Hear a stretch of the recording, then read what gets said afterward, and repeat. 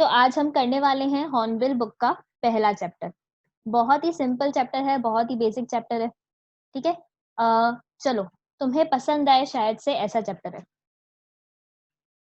चलो, चैप्टर 1 जो है तुम्हारे हॉर्नबिल का, वो उसका नाम क्या है? The portrait of a lady. जब भी हम पोर्ट्रेट का नाम सुनते हैं, दिमाग में क्या आता है? किसी ने कोई स्केच बनाया होगा, ड्राइंग बनाई होगी या पेंटिंग बनाई होगी। ठीक है, पोर्ट्रेट का मतलब तो यही होता है।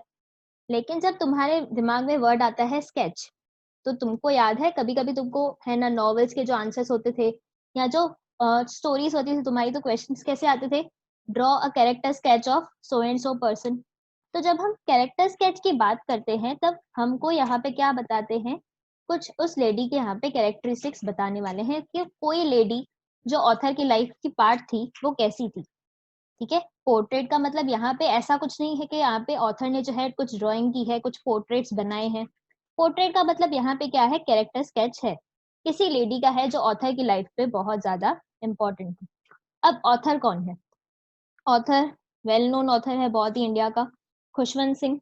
ठीक है, इन्होंने बहुत सारी अलग अलग बुक्स लिखी हैं, नॉवेल्स लिखी हैं, आप कोई भी इनकी नॉवेल्स पढ़ सकते हो। तो उनका एक है ना चैप्टर है यहाँ पे, उनकी एक पर्सनल लाइफ की एक स्टोरी है, उनकी रियल लाइफ की एक स्टोरी है जो उन्होंने यहाँ पे हमारे साथ शेयर की है। इसका नाम क्या है? The portrait of a lady. Portrait का मतलब तो चलो तुम सबको पता चल गया कि किसी भी लेडी का यहाँ पे कैरेक्टर स्केच है। उसका नेचर कैसा था, ठीक है, उसके लुक्स कैसे थे, कैसे बातचीत करती थी, उसकी चाल ढाल रंग रूप सब यहाँ पे बताएगा ऑथर। लेकिन वो लेडी कौन हो सकती है? ऑथर की लाइफ में वो लेडी कौन हो सकती है जिसको यहाँ पे ऑथर ने मेंशन किया है?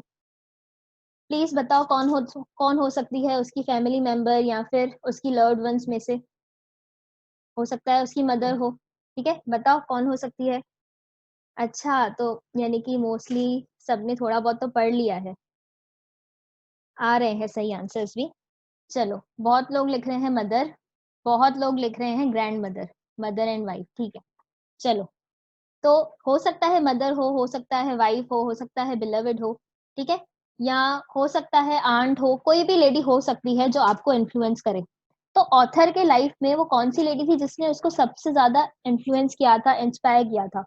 वो थी ऑथर की ग्रैंड मदर। ठीक है, कुछ लोगों ने लिखा था ग्रैंड मदर, शायद उन लोगों ने पढ़ लिया था चैप्टर, या कुछ उनको ब्रीफ आइडिया है स्टोरी के बारे में। चलो, तो अब ये जो चैप्टर है वो पूरा का पूरा ऑथर के बारे में नहीं है, ऑथर की ग्रैंड मदर के बारे में है।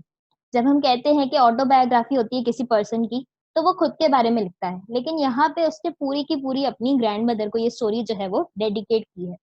चलो, तो पोर्ट्रेट का मतलब हमने समझ लिया कि यहाँ पे एक कैरेक्टर स्केच होने वाला है एक लेडी का, और वो लेडी कौन है? ऑथर की ग्रैंड मदर। चलो, तो अब आगे बढ़ते हैं। यहाँ तक हमने चैप्टर का ब्रीफ जो डिस्कशन था, जिसके बारे में चैप्टर था उसके बारे में हमने थोड़ा सा देख लिया यहाँ पे। अब हम देखेंगे चैप्टर स्टार्ट कैसे हो रहा है, कहाँ से हो रहा है। चलो,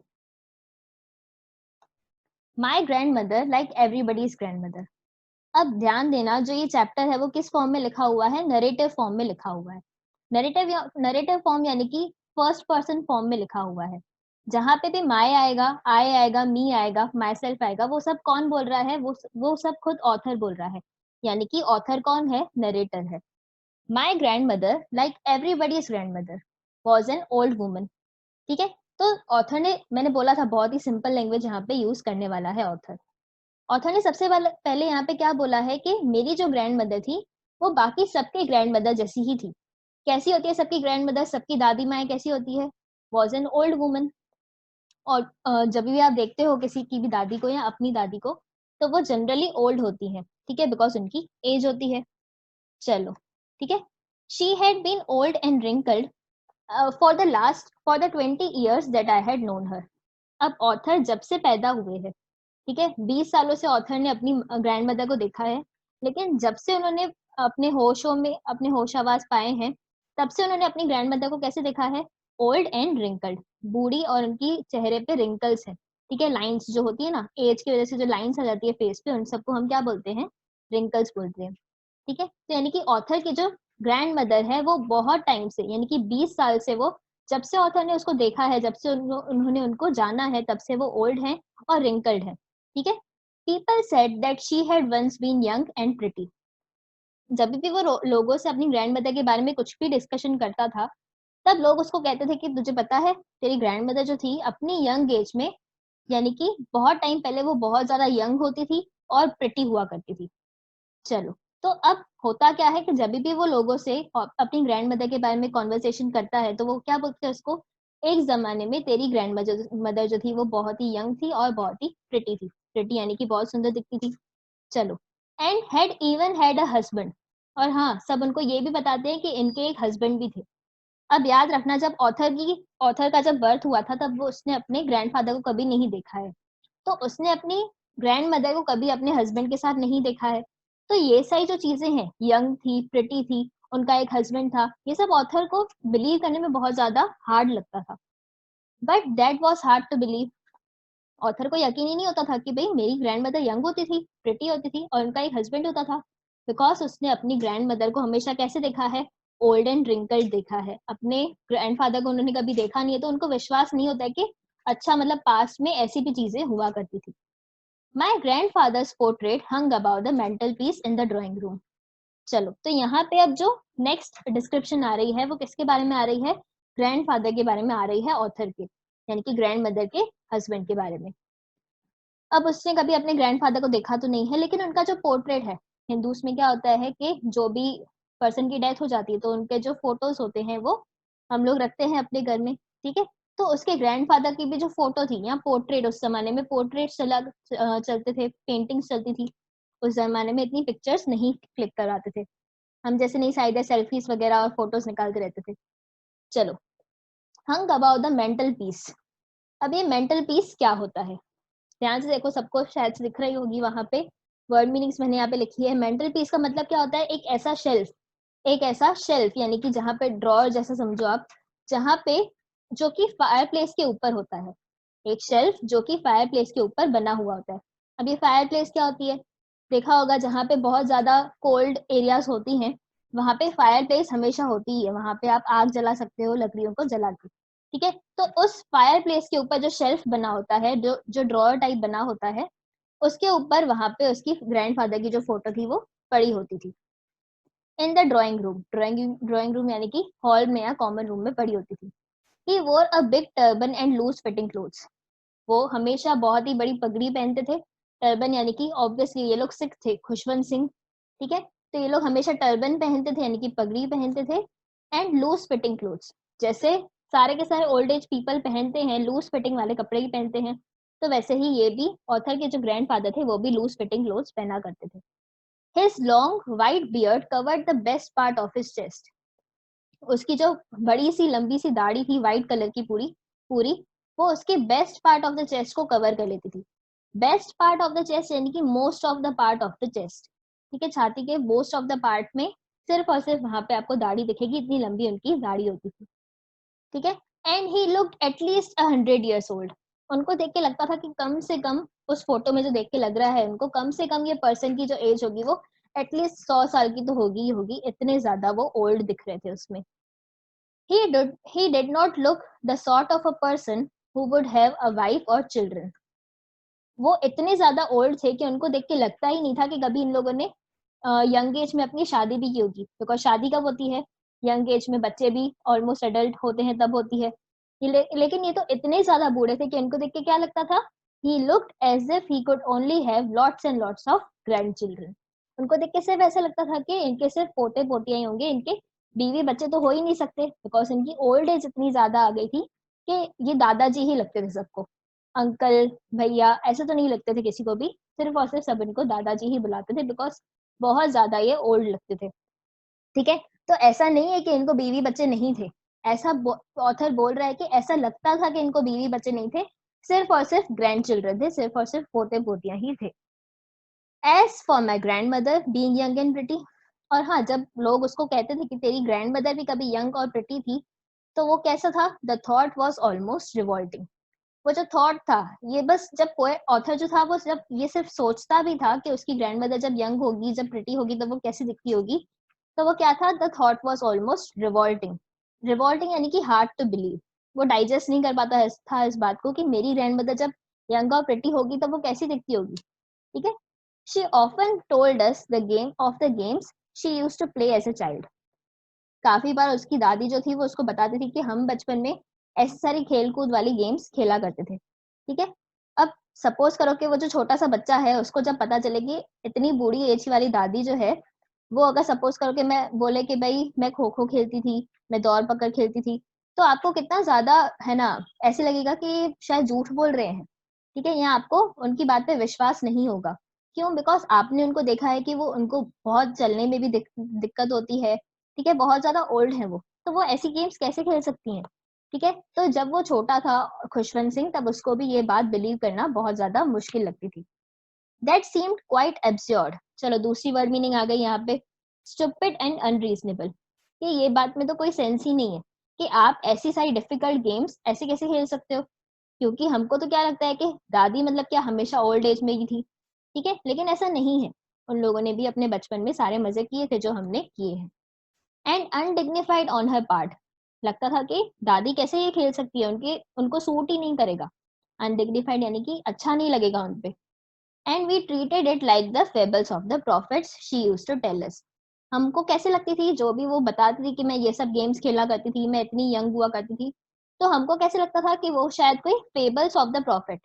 फेबल यानी कि स्टोरीज, जो कि है ना प्रॉफिट्स यानी कि जो भी पुजारी वगैरह होते हैं, ठीक है, प्रीचर्स होते हैं जो स्टोरीज बताते हैं। हम सबको क्या लगता है कि ये सब तो सत्युग की कहानी है, ये सब तो पता नहीं होंगी भी या नहीं होंगी, सच होंगी या झूठ होंगी, तो हम सब उसको कैसे इग्नोर करते हैं। तो वैसे ही पोएट ऑथर जो है वो भी यहाँ पे इन सबको बातों को इग्नोर करता था और बिलीव नहीं कर पाता था जो भी उसकी ग्रैंड मदर उसको कहती थी। चलो, तो जब एक बच्चा छोटा होता है, अगर उसको कोई प्रॉब्लम होती है तो वो सबसे पहले किसके पास जाता है? ऑब्वियसली वो अपने ग्रैंड पेरेंट्स के पास जाता है। बिकॉज जो चीज वो अपनी मम्मी पापा से शेयर नहीं कर सकता है, भाई बहन से शेयर नहीं कर सकता है, फ्रेंड से शेयर नहीं कर सकता है, तो वो कहाँ जाएगा? अपने ग्रैंड पेरेंट्स के पास जाएगा। बिकॉज वो तो उनके लाडले होते हैं। ठीक है। लेकिन जैसे जैसे उनकी बच्चे की जो एज जो है वो बढ़ती जाती है, बच्चे के बीच में और ग्रैंड मदर के बीच में यानी कि ग्रैंड पेरेंट्स के बीच में एज गैप बढ़ता जाता है, डिस्टेंस बढ़ता जाता है। बच्चों को लगता है कि नहीं, अभी हम जो करेंगे वो हमारी है ना दादी को थोड़ी ना समझ में आएगा, उनकी थिंकिंग में हमारी थिंकिंग में बहुत ज्यादा फर्क है। तो ये चैप्टर भी उसके ऊपर है कि कैसे जब बच्चे होते हैं, हम जब छोटे बच्चे होते हैं तो हमारा दादी दादा के साथ कैसा रिलेशन होता है, कितना अच्छा रिलेशन होता है, कितना प्योर रिलेशन होता है। लेकिन हमारी एज जब जैसे ही बढ़ती जा रही है तो हम ये नहीं सोचते हैं कि उनकी एज भी बढ़ रही है। ठीक है। हमको सिर्फ अपनी पड़ी होती है कि नहीं, हमें प्राइवेसी चाहिए, हमें तो अकेलापन चाहिए, हमारी बातों में इंटरफेयर नहीं करो। तो ये चैप्टर जब स्टार्टिंग में आपको ऐसा लग रहा है कि बहुत ज्यादा अच्छी बॉन्डिंग थी, तो हमको इस चैप्टर में यही बताएंगे ऑथर के उसकी बॉन्डिंग जो थी अपनी ग्रैंड मदर के साथ कैसे कैसे कम होती गई, कैसे कैसे उन दोनों के बीच में डिस्टेंस आता गया। चलो, इतने में अगर किसी को डाउट है तो प्लीज चैट में लिख के बताओ, नहीं तो हम आगे बढ़े। डाउट नहीं है तो प्लीज क्लियर लिख के बताओ। ठीक है, आया, नो डाउट्स। ऋषि, आपको कोई डाउट है? आपने हैंड रेस किया। अच्छा, क्रिस्टल क्लियर। ठीक है, ठीक है सर, जैसे मुझे भी मोटिवेट कर रहे हो।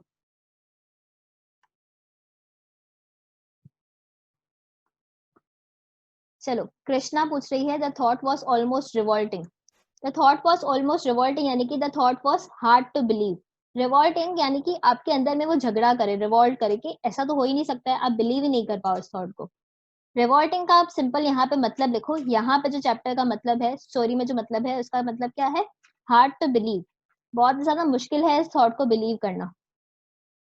अच्छा, गलती से मिस्टेक हो गई ऋषि से। ठीक है, मोटिवेशन। चलो, आ, और किसी को कोई डाउट है? चलो, सबके ऑलमोस्ट क्लियर आ गए। चलो, तो हम आगे बढ़ते हैं। ठीक है। तो ऑलमोस्ट मेरे ख्याल से सबको पता चल ही गया होगा कि इस जो स्टोरी है वो आगे कैसा मोड़ लेने वाली है। आ, चलो, कमल ने कुछ पूछा है क्या ऊपर? एक सेकेंड।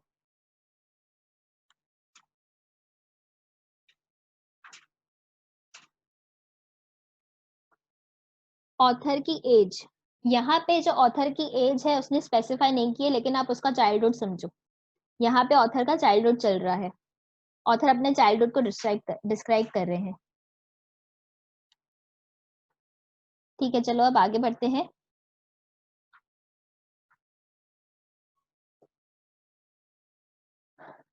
चलो, अब ऑथर जो है अपनी ग्रैंड मदर के बारे में थोड़ी और आपको डिस्क्रिप्शन देने वाला है, बिकॉज नाम ही क्या है चैप्टर का, the portrait of a lady.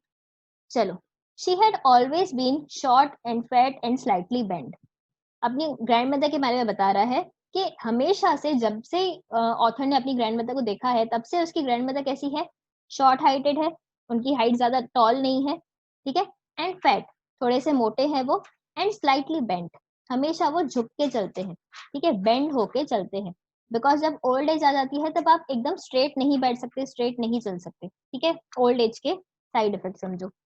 Her face was a criss cross of wrinkles.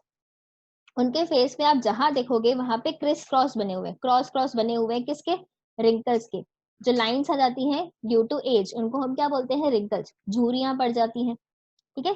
तो उनके फेस पे आप जहां देखोगे वहां क्या थे, सिर्फ और सिर्फ criss cross of wrinkles, running from everywhere to everywhere, यानी कि जहां पे आप उनके फेस पे देखोगे वहां पे आपको सिर्फ और सिर्फ रिंकल्स दिखेंगे। ऐसा नहीं कि बस आईज के यहाँ पे रिंकल्स है, लिप्स के यहाँ पे रिंकल्स है, पूरे के पूरे फेस पे अभी उनके रिंकल्स आ गए, यानी कि पीक ऑफ ओल्ड एज आ गई है, हाइट ऑफ ओल्ड एज, उसके आगे आप ओल्ड हो ही नहीं सकते हो, ठीक है। चलो, no, we were certain she had always been as we had known her. हमको लगता था कि जैसे हमने उसको देखा था 20 साल पहले और 20 साल बाद, दोनों में कोई फर्क नहीं था, बिकॉज वो अपनी हाइट ऑफ ओल्ड एज पे पहुंच गई थी। इससे ज्यादा बूढ़ा तो कोई हो ही नहीं सकता, ठीक है, बिकॉज पहले ही सेकंड लाइन में ऑथर ने क्या बोल दिया, wrinkles running from everywhere to everywhere, ठीक है, हर एक जहां पे आप देखोगे उसके फेस पे, उसकी बॉडी पे, वहां पे आपको सिर्फ और सिर्फ रिंकल्स ही दिखेंगे, ठीक है। और हमको लगता था हमेशा से उसकी बॉडी पे ऐसे ही रिंकल्स होते होंगे, बिकॉज 20 साल से तो रिंकल्स ही थे। Old, so terribly old that she could not have grown older. उसकी दादी को देख के ऐसे लगता था कि इतनी टेरिबली ओल्ड हो गई थी वो, इतनी उनकी ओल्ड एज आ गई थी कि इससे ज्यादा ओल्ड तो वो हो ही नहीं सकती थी। बुढ़ापे का एक हाइट होती है, उसके बाद आप बूढ़े नहीं हो सकते हो। जैसे कि जवानी होती है, फिर आप बूढ़े होते हो, तो धीरे धीरे होके बूढ़े होते हैं ना, थोड़ी ना एकदम से आपके सारे के सारे बाल वाइट हो जाएंगे, या फिर सारे के सारे आपके फेस पे जूनियां आ जाएंगी। तो अब वो पीक ऑफ ओल्ड एज पे उसकी जो ग्रैंड मदर है वो पहुंच गई है, और उससे ज्यादा ओल्ड वो दिख नहीं सकती है। And had stayed at the same age for 20 years. Author को लग रहा था कि 20 ईयर्स से उसने अपनी एज पे पॉज बटन दबा दिया है। पॉज बटन दबा दिया यानी कि उसकी बॉडी में, उसके लुक्स में, उसके फेस में कोई चेंज ही नहीं है। इतनी ज्यादा ओल्ड जब से वो थी, अभी तक वो ऐसी ही ओल्ड है। She could never have been pretty but she was always beautiful. माना कि मैं कभी नहीं मान पा रहा हूँ कि मेरी ग्रैंड मदर जो थी वो कभी भी प्रिटी नहीं थी, कभी भी दिखने में सुंदर नहीं थी, लेकिन हाँ मैं ये मानता हूँ कि but she was always beautiful.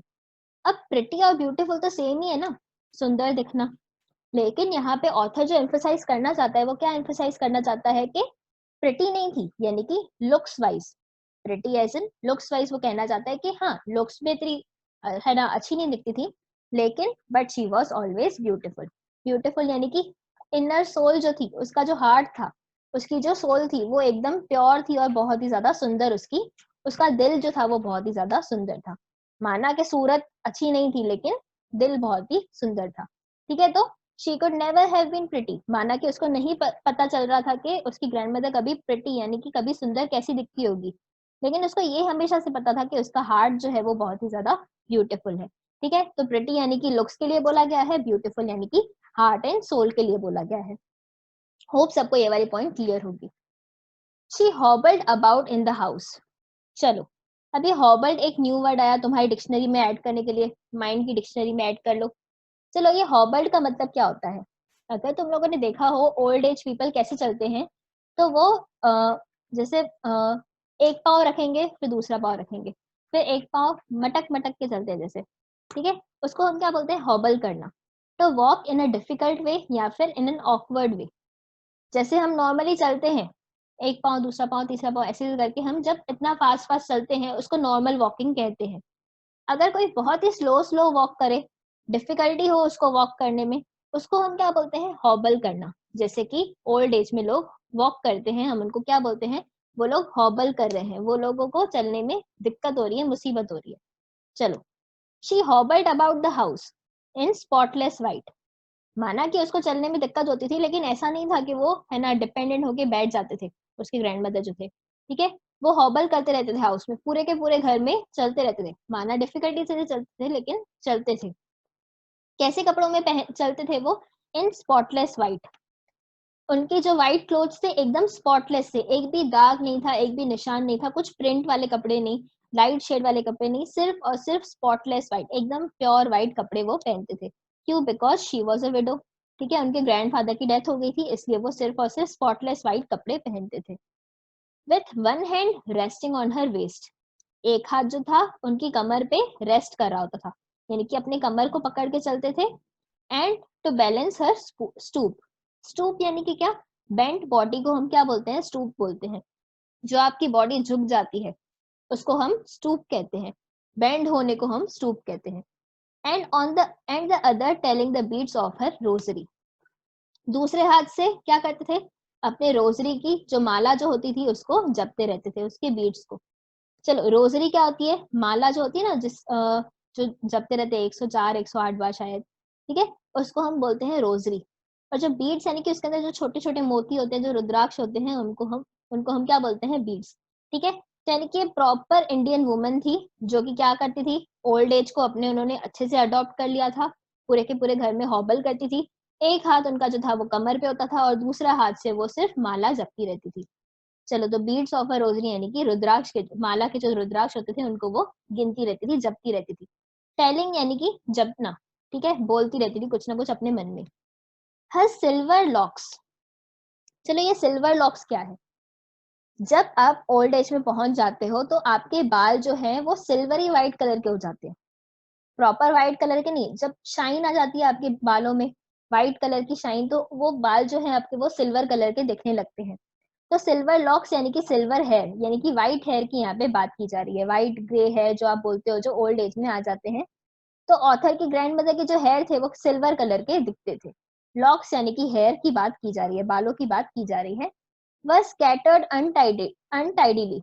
अनटाइडीली यानी कि नीट एंड क्लीन नहीं थे उनके बाल। यानी कि कोई कोई बहुत ही होते हैं कि अपने फेस पे, अपनी ब्यूटी पे बहुत ज्यादा ध्यान देते हैं कि नहीं, मैं अच्छी दिखनी चाहिए हूँ, हर टाइम मैं अच्छी दिखनी चाहिए हूँ। ठीक है, तो वो हमेशा अपने बाल बना के बैठते हैं, अच्छे अच्छे कपड़े पहनते हैं। लेकिन ऑथर की ग्रैंड मदर को कोई ऐसा शौक नहीं था, कोई क्रेज नहीं था अच्छा दिखने का। उनको बस एक ही था कि उनको अपनी माला जपना अच्छा लगता था। तो इसलिए वो अपने लुक्स पे ध्यान नहीं देते थे, और उनके जो बाल थे, उनके जो सिल्वर लॉक्स थे, वो कैसे रहते थे? हमेशा स्कैटर्ड। स्कैटर्ड का मतलब क्या होता है? स्प्रेड ओवर, बिखरे हुए, अच्छे से मेंटेन नहीं किए हुए।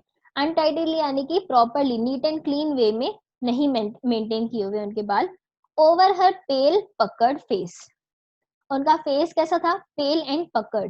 पेल यानी कि पीलापन आ गया था उनके चेहरे में। चलो, पेल यानी कि जब आप बीमार हो जाते हो, आपको बुखार है, फीवर है, यानी कि कुछ भी आपकी तबीयत ठीक नहीं है, तो आपके चेहरे से जो आपका नेचुरल ग्लो है वो चला जाता है, आप पीले पड़ जाते हो। उसको हम क्या कहते हैं? पेल हो जाना। ठीक है, तो पेल का मतलब येलोइश फेस हो जाना, यानी कि बेजान टाइप लगना। पकड़ फेस। पकड़ का मतलब फिर से सेकंड वर्ड मीनिंग देखो, रिंकल्ड फेस, पूरी की पूरी फेस पे झुर्रियां हैं। ठीक है, तो अभी तक उसने क्या बताया है? हॉबल करती है, एक हाथ जो है वो कमर पे होता है, एक हाथ जो है वो माला जपता है, और उनके जो बाल हैं वो स्कैटर्ड होते हैं, अनटाइडीली, अच्छे से मेंटेन, अच्छे से कॉम्ब नहीं किए होते हैं। उनका जो फेस है वो पेल है और पकड़ है, यानी कि येलोइश है, उनके फेस में ग्लो नहीं है, वो जवानी वाला ग्लो।